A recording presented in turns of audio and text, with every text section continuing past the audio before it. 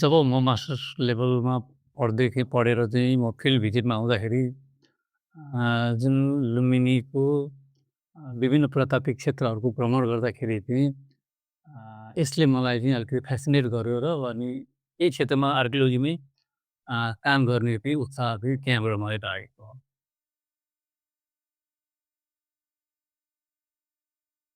म विगत 7 वर्षदेखि चाहिँ लुम्बिनीको पुरातत्व महाशाखाको प्रमुख हैसियतले कार्यरत छु।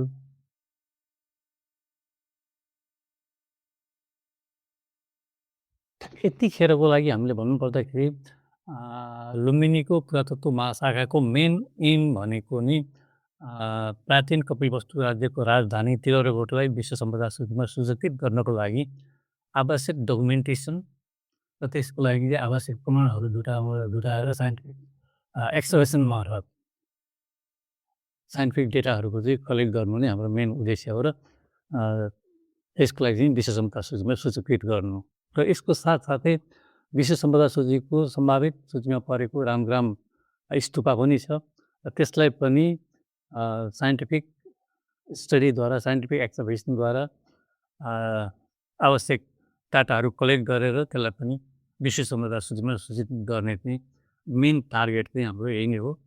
किनभने लुम्बिनी अलरेडी नै विश्व सम्पदा सूचीमा सूचीकृत भइसकेको छ।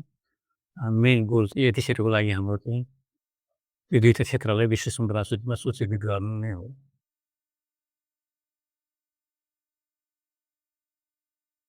विगतमा भन्नुभन्दा पनि अब 2011देखि जब हामीलाई चाहिँ जापानको आर्थिक सहयोगमा जेफिटको आर्थिक लगानीमा हामीले लुम्बिनी र कपिलवस्तुमा उत्खनन गऱ्यौँ। लुम्बिनीको पनि हामीले भिलेज मलमा उत्खनन गऱ्यौँ, लुम्बिनीको मायादेवी मन्दिरभित्र उत्खनन गऱ्यौँ र मन्दिरको बाहिरपट्टि पनि जुन चाहिँ मोनास्ट्री छ त्यहाँ नै उत्खनन गऱ्यौँ।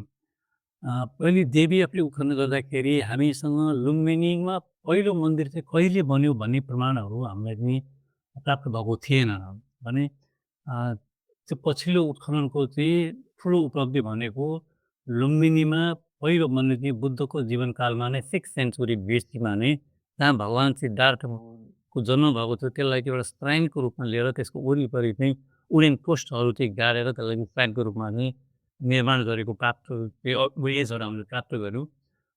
जहाँ चाहिँ मार्केट स्ट्रिटको वरिपरि पोस्टहरू गाड्नको लागि बनाइएको चाहिँ होलहरू पोस्ट होलहरू भेट्यो। त्यहाँको चाहिँ तारको चाहिँ डेटिङ गर्दाखेरि 6th सेन्चुरी BC आयो।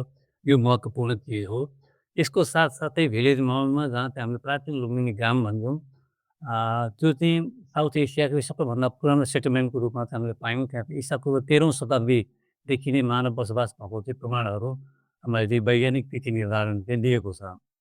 यसको साथसाथै तिलौरेकोटमा पनि हामीले चाहिँ मेन टार्गेट चाहिँ त्यसलाई विश्व सम्पदा सूचीमा सूचित गर्नकै लागि चाहिँ उत्खनन कार्यहरू गरेको छौँ। हाम्रो चाहिँ युनेस्को पुरातत्व विभाग वा मिनी विकास कोषको चाहिँ जुन गोइङ आर्कियोलोजिस्टहरूको टिमले चाहिँ उत्खनन कार्यहरू गरेको थियौँ। त्यतिखेर हामीले त्यो सिटी वालभन्दा भित्रको सिटीको मोर्फोलोजी कस्तो थियो भन्ने कुरा त्योभन्दा अगाडि हामीलाई थाहा थिएन। र हामीले पहिलो त के गर्यौँ भने कुनै पनि विश्लेषण नगरिकन नेचुरल ल्यान्डस्केपमा हामीले चाहिँ कुनै पनि एक दिन पनि नगरिकन त्यसलाई चाहिँ जियो फिजिकल सर्वे गरेर त्यसको चाहिँ सिटीको मोर्फोलोजी कस्तो थियो भनेर चाहिँ त्यो पत्ता लगायौँ। त्यसको बनावटहरू पत्ता लगायौँ जसले चाहिँ त्यो प्राचीन कालमा यो वेल प्लान सिटीको रूपमा हामीले प्राप्त गऱ्यौँ त्यसलाई। र उत्खनन गर्दाखेरि अब योभन्दा अगाडिका चाहिँ विशेष गरी इन्डियन पुरातत्वविद देवाला मित्तलले चाहिँ यो चाहिँ बुद्धको चाहिँ दरबार हुन सक्दैन, यो चाहिँ 3rd सेन्चुरीभन्दा चाहिँ अगाडिको उता पछाडिको डेट यसलाई दिन सकिँदैन भन्ने चाहिँ कुरा गर्नुभएको थियो। हामीले उहाँले खनेकी ट्रेन्चमा चाहिँ ट्रेन्च लेआउट गरेर एक्सकभेसन गर्दाखेरि त्यहाँ पनि हामीले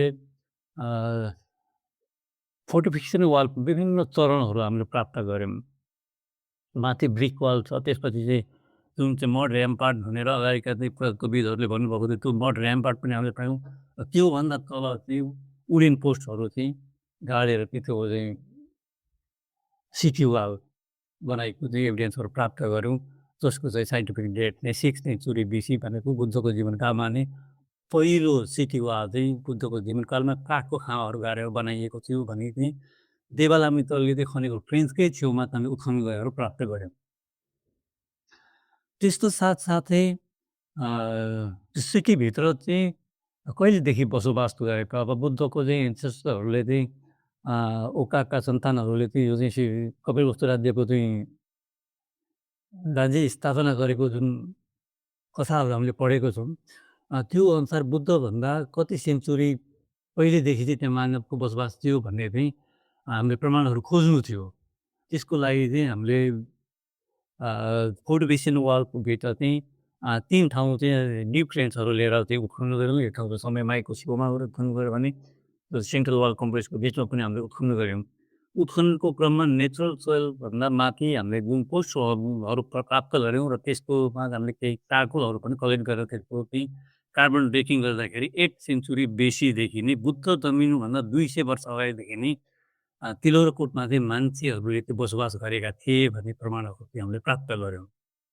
र यसको साथसाथै पछिल्लो हाम्रो त्यो आर्कियोलोजिकल स्टडीको चाहिँ अर्को रिजल्ट चाहिँ के पनि आयो भने सिटी वालभित्र मात्रै त्यतिखेर चाहिँ मानवहरूको चाहिँ बसोबास थियो कि सिटी वालभन्दा बाहिर चाहिँ त्यसको कनेक्सन के थियो त कनेक्टिभिटी के चाहिँ देशभित्रको कनेक्टिभिटी के थियो भन्ने पनि हामीले चाहिँ एनालाइसिस गर्ने कोसिस गऱ्यौँ।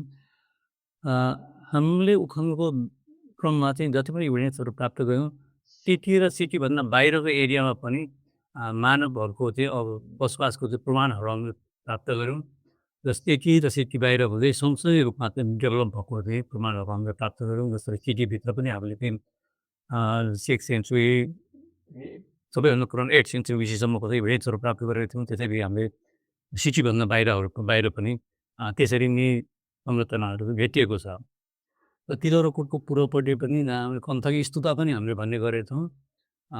बुद्ध भगवान्ले गिरत्याग गर्दाखेरि कन्थक र छन्दलाई चाहिँ सँगै लिएर गएर अन्मा नदीबाट छन्द र चाहिँ कन्थक घोडालाई उहाँले फिर्ता पठाउनु भएको घोडा चाहिँ जहाँ आएर बुद्ध नवको दरबारमा चाहिँ म छिर्दिनँ भनेर त्यो घोडाले चाहिँ पूर्वी गेटको बाहिरपट्टि चाहिँ आफ्नो चाहिँ प्राण त्याग गरेको छु भन्ने चाहिँ बुद्धिस्ट साहित्यहरूले बताएको अनुसारको चाहिँ स्तूप पनि हामीले उत्खनन गर्दाखेरि त्यहाँ मौर्य कालका चाहिँ इँटाहरूले बनेको चाहिँ स्तूपहरू हामीले प्राप्त गऱ्यौँ। त्योभन्दा अगाडि पनि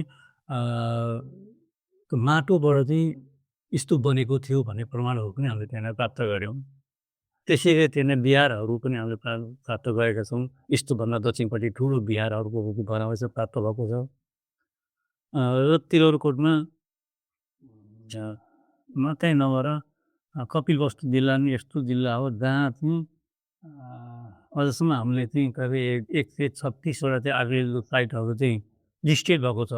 तर अझै पनि त्यहाँ चाहिँ आर्कियोलोजिकल सर्वेहरू हुन व्यापक सर्वे हुन आवश्यक छ। कपिलवस्तु जिल्लाभरि नै जहाँ खन्नुहोस् त्यहाँनिर आर्कियोलोजिकल एभिडेन्सहरू प्राप्त हुन्छ।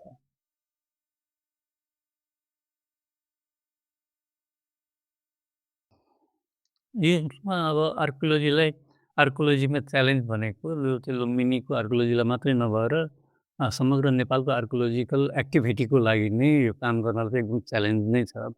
हामीसँग चाहिँ अझसम्म आर्कियोलोजिकल कामहरू चाहिँ कसरी गर्ने भन्ने चाहिँ एकदम सही तरिकाले कानुनको तर्जुमा नै भएको छैन अझैसम्म है। त्यो भएको हुनाले काम गर्ने सिलसिलामा हामीले चाहिँ त्यो अफिसियल प्रोसिड्युरको बारेमा चाहिँ धेरै नै अप्ठ्यारो छ हामीलाई। र अर्को कुरो नेपालमा चाहिँ यो च्यालेन्जको रूपमा देखिएको मेन चाहिँ अब ट्रेन मेन पावर पनि हामीसँग एकदमै कम छन्। आर्कियोलोजिकल फिल्ड आर्कियोलोजीमा काम गरेको मान्छेले काम गर्ने जो इन्ट्रेस्ट छ उसले चाहिँ तपाईँको चाहिँ आर्कियोलोजीमा मास्टर गरेर मात्रै हुँदैन। जसले फिल्डमा गएर चाहिँ काम गरेको छैन उसले चाहिँ काम गर्न सक्दैन। त्यो भएको हुनाले मेन पावर चाहिँ उपलब्ध नहुनु पनि एउटा चाहिँ हामीलाई च्यालेन्जको रूपमै यो आइरहेको छ। र अर्को कुरो चाहिँ हामीलाई आर्कियोलोजीको चाहिँ च्यालेन्जको रूपमा आएको चाहिँ अहिले जुन अर्बनाइजेसन भइरहेछ नेपालमा चाहिँ द्रुत गतिमा यो बढिरहेछ। यसले चाहिँ आर्कियोलोजिकल साइटहरूमा चाहिँ इम्प्रुभमेन्टहरू भइरहेको छ। आर्कियोलोजिकल साइटहरू दिन प्रतिदिन चाहिँ डिस्ट्रोय हुँदै हराउँदै गइरहेको छ। यसलाई प्रोटेक्ट गर्नको लागि चाहिँ स्थानीय स्तरमा नै अलिक कङ्क्रिट खालको चाहिँ कानुन नबनिकन यसलाई प्रोटेक्ट गर्न सकिँदैन। स्थानीय मेन चाहिँ केन्द्र सरकारभन्दा पनि स्थानीय सरकारले चाहिँ अग्रसर भएर यो हेरिटेज साइटहरू, आर्कियोलोजिकल साइटहरू हाम्रा निधिहरू हुन्। यिनले हाम्रो विगतलाई चाहिँ हाम्रो भविष्यका सन्ततिहरूलाई पनि पस्किने काम गर्छ, ज्ञान दिने काम गर्छ। त्यसकारण यसलाई संरक्षण गर्नुपर्छ भन्ने भाव उहाँहरूसम्म जागृत नभइन्जेलसम्म चाहिँ हामीले आर्कियोलोजिकल साइटहरूलाई चाहिँ प्रोटेक्ट गरेर राख्नको लागि पनि च्यालेन्जको रूपमा चाहिँ देखिएको छ।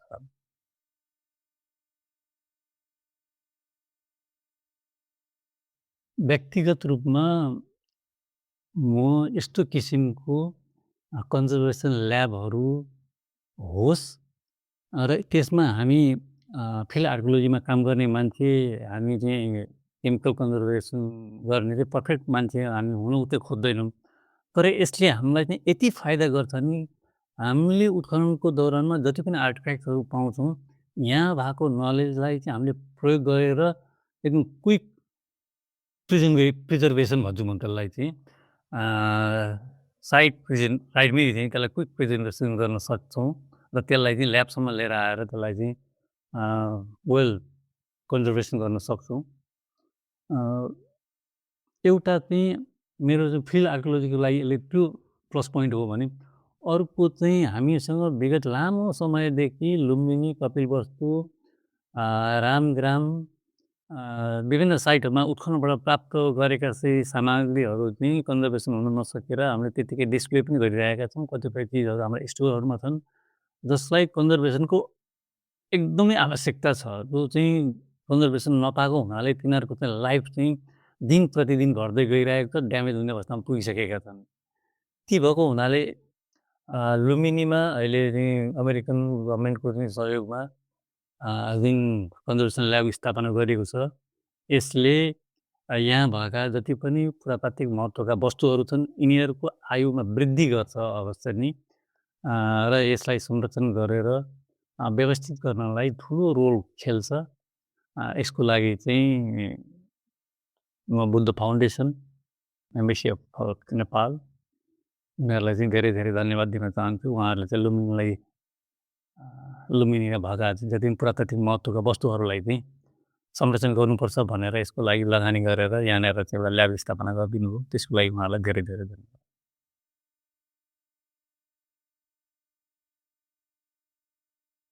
विशेषतः नेपाली यङ आर्कियोलोजिस्टहरू अथवा आर्कियोलोजीमा काम गर्ने इच्छा राख्ने व्यक्तिहरू भनौँ, जति पनि यङ जेनेरेसनहरू छ जो इन्ट्रेस्टेड हुनुहुन्छ, उहाँहरूलाई यो क्षेत्रमा आएर के गर्न सकिन्छ, तर त्यसको लागि अलिकति प्यासन चाहिँ हुनुपर्छ यो, होइन? हामीले काम गर्नको लागि चाहिँ हरेक किसिमको कामलाई चाहिँ सम्मान गर्न सक्नुपर्छ।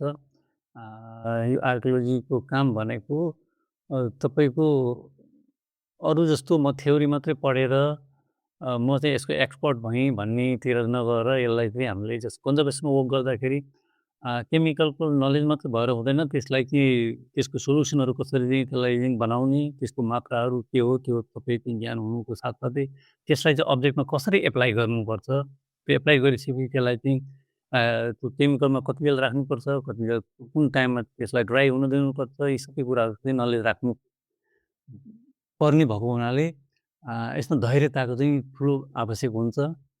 र यो ठाउँमा आएर केही गर्न सकिन्छ आफ्नो राष्ट्रको लागि। विगतका हाम्रा पुर्खाहरूले चाहिँ निर्माण गरेको एउटा इतिहास हाम्रा सन्ततिहरूलाई पस्किनको लागि नयाँ जेनेरेसनले आएर यो क्षेत्रमा काम गर्नु खोज्नुभयो भने यो चाहिँ धेरै नै राम्रो हुन्छ। आउनुहोस्, हामीहरू यहाँको लागि हामीले जानेको कुराहरू पनि सिकाउँछौँ र त्यसलाई सिकाउने पनि गरेका छौँ। जति पनि यङ जेनेरेसनहरूले, यङ आर्कियोलोजिस्टहरूले कलेजमा चाहिँ आफ्नो मास्टर डिग्री पास आउट गरेर आउनुहुन्छ, उहाँहरूले फिल्डमा काम गर्न चाहिँ इच्छा व्यक्त गर्नेहरूलाई हामीले पनि एकदम खुला हृदयले वेलकम गर्छौँ र उहाँहरूलाई फिल्ड आर्कियोलोजीको बारेमा हामीले जानेका ज्ञानहरू चाहिँ सेयर गर्नलाई हामी कतै पछि चाहिँ पर्दैनौँ।